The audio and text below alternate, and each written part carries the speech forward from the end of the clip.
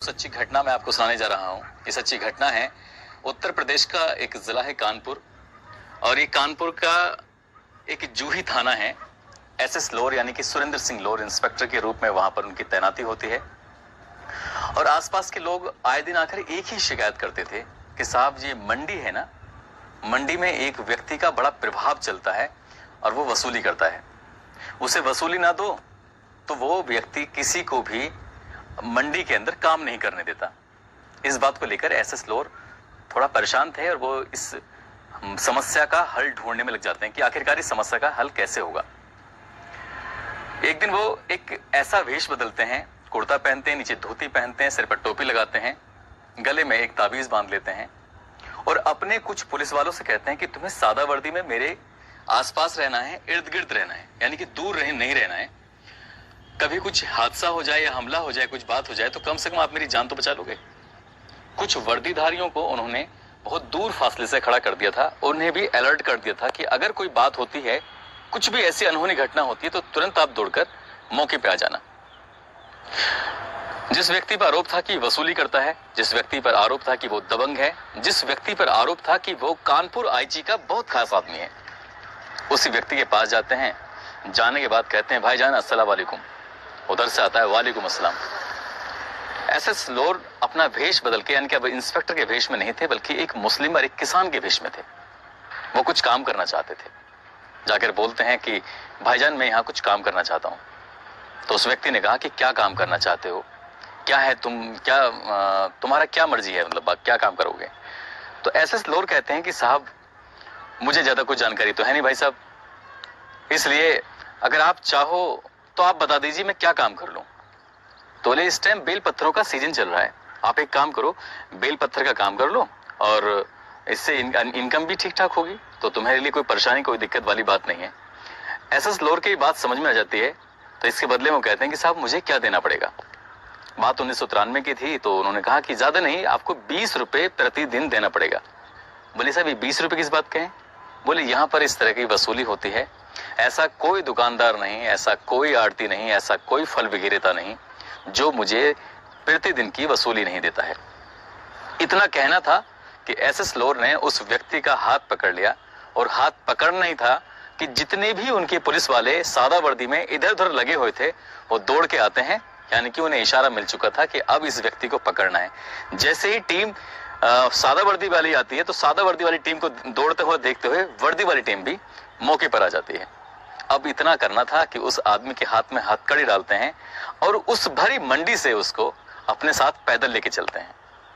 वो व्यक्ति बड़ा दबंग प्रवृत्ति का था, वो व्यक्ति बहुत ही ताकतवर आदमी था। यही कारण तो था कि वो अकेला आदमी मंडी में सबसे कुछ ना कुछ वसूली करता था। और ये बताया जाता है कि एशिया की सबसे बड़ी मंडी ये कानपुर की हुआ करती थी।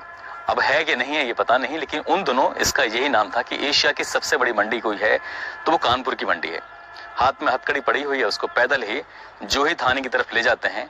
इससे पहले कि वो थाने पहुंचते आईजी साहब का फोन पहुंच जाता है। अरे लोर साहब आप किसको पकड़ के लेके आए हैं, आपको पता है। कहा है साहब बिल्कुल पता है, किसको लेके आया हूँ। अरे ये बहुत हमारे खास आदमी है भाई, इनको छोड़ दीजिए। तो लोर साहब कहते हैं कि साहब आपके खास आदमी हैं, लेकिन ये तो सार्वजनिक तौर पर वहां खुले मंच पर बहुत सारे लोगों के सामने कह रहे थे कि मैं आईजी साहब का बहुत खास आदमी हूं, और आईजी साहब की अभी जो बेटी की शादी हुई थी तो उसमें मैंने फल और सब्जी वगैरह बहुत सारे सामान भिजवाए थे। आईजी साहब कहते हैं अच्छा इसने ये काम किया है, ठीक है, इसको आप गिरफ्तार तो करके ले आए हैं, इसके खिलाफ मुकदमा दर्ज करो, इसको जेल भेज दो। ऐसा ही होता है। आईजी साहब को हालांकि पता था कि इंस्पेक्टर लोर ने एक चाल चली थी और उस चाल में वो कामयाब हो जाते हैं, और आईजी साहब का जो व्यक्ति है, वो आदमी है, वो कहीं ना कहीं फंस जाता है और उसको जेल जाना पड़ता है। इस बात की चर्चा फिर पूरे कानपुर में फैल जाती है कि जो व्यक्ति सालों साल से लोगों से वसूली कर रहा था, इसमें ना कोई मुसलमान या हिंदू, सभी धर्मों के लोग थे, आड़ती हो चाहे फल विक्रेता हो, कोई भी हो, सभी ने बड़ी राहत की सांस ली और सभी लोग एसएस लोर के दीवाने हो जाते हैं कि वाह एसएस लोर साहब ने क्या काम किया है। अभी एसएस लोर साहब इसी बात की तारीफें सुन रहे थे कि एक बहुत बड़ा कांड हो जाता है। कांड क्या था, एक कानपुर का बहुत ही मशहूर होटल, और उस मशहूर होटल में लूट हो जाती है। ये इस बात की तहरीर जब जूही थाने में पहुंचती है कि साहब हमारे लाखों रुपए की जेवरात, हमारे लाखों रुपए का सामान, हमारे लाखों रुपए एक लूट हो गई है इसकी, आप इसका पता कर दीजिए। तो एसएस लोअर साहब कहते हैं कि आप इसकी तहरीर दे दीजिए।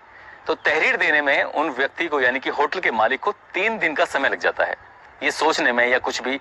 यह हो सकता है कि वो अपनी बदनामी के डर से कोई तहरीर देना नहीं चाह रहे थे, मगर इसी बात को लेकर कई बार थाने में बहस हो जाती है। वो होटल का मालिक और एसएस लोअर कई बार आपस में जद्दोजहद शुरू हो जाती है।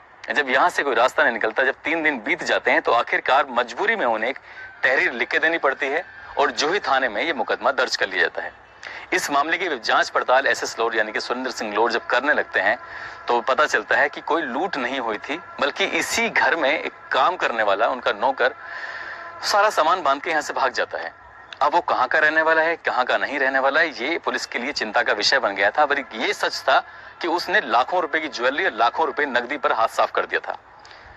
बात दिन गुजरने लगते हैं और धीरे धीरे लोगों का प्रेशर, लोगों का दबाव बढ़ने लगता है कि इतनी बड़ी चोरी हुई है, पुलिस कोई काम नहीं कर रही है। तो ये इस होटल मालिक की जो वाइफ है, पत्नी है, वो बहुत सुंदर थी। उसकी सुंदरता की चर्चे शहर में, आसपास के इलाके में ज्यादातर थे। लेकिन कुछ दिन के बाद यानी कि जब 8-10 दिन से ज्यादा का समय बीत जाता है तो आईजी साहब का फिर से फोन आता है कि सुरेंद्र सिंह लोअर, आपको जल्दी से जल्दी थाने आना है और ऑफिस में आना है। अगर आप ऑफिस में जल्दी से आइए, जिस भी हालत में जहां भी हैं, बस मुझे कुछ भी नहीं सुनना, आप ऑफिस आइए। आईजी साहब का आदेश था, इंस्पेक्टर को मानना पड़ा। इंस्पेक्टर अपनी गाड़ी के साथ दौड़ते हुए पहुंच जाते हैं और पहुंच के जब जाकर देखते हैं अंदर का दृश्य, तो आईजी साहब बैठे हुए हैं, उनके सामने एक बहुत ही सुंदर खूबसूरत सी महिला बैठी हुई है। और वो महिला कोई और नहीं थी, वही होटल मालिक की बीवी थी, पत्नी थी, और वही महिला जिसने क्या अभी कुछ दिन पहले तहरीर दी थी।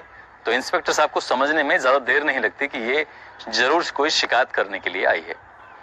अब आईजी साहब ने इनको इतना डांटना शुरू कर दिया, डपटना शुरू कर दिया कि लोअर साहब तुम्हें काम करना तो आता नहीं है, इसलिए काम करना है तो करिए, नहीं तो मैं आपका ट्रांसफर यहाँ से करवा दूंगा। मुझे ये हर हाल में चोरी का खुलासा चाहिए, और जो भी इसका नौकर है वो कहाँ है, मुझे इस बात से कोई मतलब नहीं है। हर हाल में वो व्यक्ति मुझे चाहिए तो चाहिए। जब आईजी साहब का दबाव था, जाहिर सी बात है इंस्पेक्टर साहब को अपने कार्यप्रणाली में थोड़ी तेजी लानी पड़ी और उन्होंने जाल बिछाना शुरू कर दिया। 2-4 दिन लगते हैं, आखिरकार वो नौकर पुलिस के हत्थे चढ़ जाता है। जब उससे पूछा जाता है, पड़ताल की जाती है, तो वाकई उसके पास लाखों रुपए की नकदी और लाखों रुपए के जेवरात मिल जाते हैं। और जब उसे सख्ती से पूछा जाता है कि आखिरकार तुमने चोरी क्यों की, तो इसी बात के जब इंस्पेक्टर साहब सुनते हैं तो उनके भी रोंगटे खड़े हो जाते हैं। वो सोचने पर मजबूर हो जाते हैं कि आखिरकार इसने जो किया है, ये सही किया है या गलत किया है। वो खुद भी फैसला लेने पर समझ नहीं पा रहे थे, असमंजस की स्थिति में वो पहुंच जाते हैं। उसे पूछा जाता है कि बताइए आपने चोरी क्यों की, तो कहता है साहब मैं क्या करता, होटल मालिक की बीवी है, मुझे रात को रोज परेशान करती थी।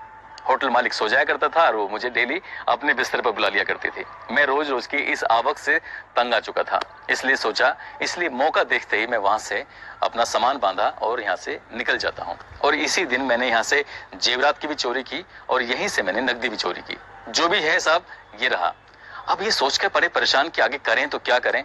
चोरी की है, जाहिर सी बात है चोरी की है, तो उस पर चोरी का इल्जाम था, इसलिए उसको जेल भेजना जरूरी था। लेकिन जब उससे आगे पूछताछ करते हैं तो वो चौंकाने वाली बात करता है, और चौंकाने वाली बात कुछ और नहीं, वो कहता है साहब मेरा तो कसूर आपने देख लिया, लेकिन आईजी साहब जो उनके साथ आते हैं, जब मौका मिलता है तभी आकर उनके कमरे में आके सोते हैं, उनके साथ रातें बिताते हैं, तो उन्हें कुछ नहीं कहेंगे आप। अब ये वाली बात जब इंस्पेक्टर साहब ने सुनी तो इंस्पेक्टर साहब के कान खड़े हो जाते हैं, अब करें तो क्या करें। उधर से फोन आ जाता है इत्तेफाक से कि आईजी साहब कहते हैं कि तुमने इस मामले का खुलासा किया कि नहीं किया। तो इंस्पेक्टर साहब कहते हैं जी हाँ बिल्कुल, मैं बहुत करीब पहुंच चुका हूं इस खुलासे के, और आप बिल्कुल चिंता ना करें। बोले चिंता करने की कोई बात नहीं है, मुझे वो आदमी चाहिए, हर हाल में चाहिए। अब इंस्पेक्टर साहब उस नौकर को अपनी गाड़ी में बिठाकर सीधे पहुंच जाते हैं आईजी साहब के दफ्तर, और आईजी साहब के दफ्तर में जाकर देखते हैं तो आईजी साहब का बेटा भी इत्तेफाक से उस दिन मौके पर मौजूद था। वो कहते हैं साहब मैं इस नौकर को ले आया हूं, इसने ही लाखों रुपए के जेवरात की चोरी की थी, इसने ही पैसे चुराए थे। अगर आपको कोई एतराज ना हो तो अपने बेटे को अपने इस कमरे से बाहर भेज दीजिए। तो उन्होंने कहा ठीक है कोई बात नहीं। अपने बेटे से कहा बेटे तुम यहाँ से बाहर चले जाओ, ये विभागीय कार्रवाई है, बातचीत करनी है और बस पता करना है। अब नौकर से ने जो भी अभी तक बताया था इंस्पेक्टर को, इंस्पेक्टर साहब कहते हैं कि जो भी तुमने मुझे बताया था वो सारी बातें आप आईजी साहब को भी बता दो। उसने बता दिया कि मैंने चोरी कैसे कैसे की है, उसने बता दिया कि मेरा उससे होटल मालिक की बीवी से अफेयर था, उसने ये भी बता दिया कि साहब मैंने भी आपको होटल मालिक की बीवी के साथ आपत्तिजनक स्थिति में देखा था, वो आपसे भी प्यार करती थी, मुझसे प्यार करती थी, मैं इसी बात से खफा था, इसलिए मैं यहाँ सब सारा सामान बांधा समेट कर भाग जाता हूँ। जब इतनी बात आईजी साहब सुनते हैं कहते चुप चुप चुप चुप, अब ये बात किसी को पता नहीं चलनी चाहिए। आगे वो जेल भेज चाहिए, आगे वो जेल भेजा कि नहीं भेजा ये तो खैर भविष्य के या पर्दे के पीछे रह गया, लेकिन आईजी साहब ने जब अपनी गर्दन फंसती हुई देखी, अपनी बदनामी होते हुए देखी, तो फिर इंस्पेक्टर से बोले कि इंस्पेक्टर साहब ये बात इस कमरे से बाहर नहीं जानी चाहिए। इंस्पेक्टर साहब बोले साहब मैं क्या करूं, प्रेस वाले आजकल बहुत छोटी छोटी चीजों को भी छापने लगे हैं, प्रेस वाले तो आजकल पीछे पड़े रहते हैं, साहब ये पता चल जाएगी तो बड़ी दिक्कत हो जाएगी। अब इस बात को वो मुंह छुपाकर इंस्पेक्टर साहब हंसने की कोशिश भी कर रहे थे, लेकिन आईजी साहब कह रहे थे कि नहीं भाई बहुत बदनामी हो जाएगी, ये बात किसी को पता नहीं चलनी चाहिए। और उसको डांटते हुए नौकर से कहा कि दे अगर ये बात तुमने किसी को बताई तो अच्छा नहीं होगा। इस हिसाब से उस नौकर को तो भेज दिया जाता है, इंस्पेक्टर साहब भी वहां से चले जाते हैं। लेकिन इस जोन में कई सारे जिले थे जैसे इटावा, मैनपुरी, फर्रुखाबाद, तो इस तरह के जो आसपास के इलाके के जिले थे, मथुरा, तो जब भी मीटिंग लेने के लिए आईजी साहब किसी भी जिले में जाया करते थे तो हर जिले के अंदर हर बड़ी बड़ी मीटिंग के अंदर माइक पर खड़े होकर बड़े फक्र के साथ कहते थे सुरेंद्र सिंह लोड जैसा इंसान मैंने अपनी जिंदगी में नहीं देखा है, वो इतना बेहतरीन ईमानदारी से काम करता है, उसके काम करने के तरीके बहुत ही निराले हैं, आपको एसएस लोड से कुछ सीखना चाहिए। हालांकि वो ईमानदार हैं नो डाउट, लेकिन उनको उनकी तारीफ करने का जो एक मेन मकसद बन जाता है वो यही था कि वो कहीं ना कहीं इनकी पोल ना खोल दें। इसलिए किस्सा हालांकि जब डीजीपी उत्तर प्रदेश पुलिस ने सुना तो वो भी हंसते हंसते लोटपोट हो जाते हैं और कहते हैं कि भाई लोड साहब, इंस्पेक्टर साहब, इस बात को किसी से मत बताना, नहीं तो आईजी साहब की बहुत बदनामी हो जाएगी। हालांकि आईजी साहब के चर्चे उन दोनों बहुत आम थे, हर व्यक्ति उनको पहचानता था कि वो किस प्रवृत्ति के, किस नेचर के व्यक्ति थे। अब तो खैर वो रिटायर हो चुके हैं, अपने घर पर मौजूद हैं कि नहीं है खैर मुझे भी नहीं पता, लेकिन ये किस्सा वाकई बहुत मशहूर था। दोस्तों इस किस्से को सुनाने का, इस कहानी को सुनाने का उद्देश्य किसी को परेशान करना नहीं है, किसी का दिल दुखाना नहीं है, बल्कि आपको जागरूक करना है, आपको सचेत करना है। आप जहां भी रहें अपना ख्याल रखें, सुरक्षित रहें। जय हिंद, जय भारत।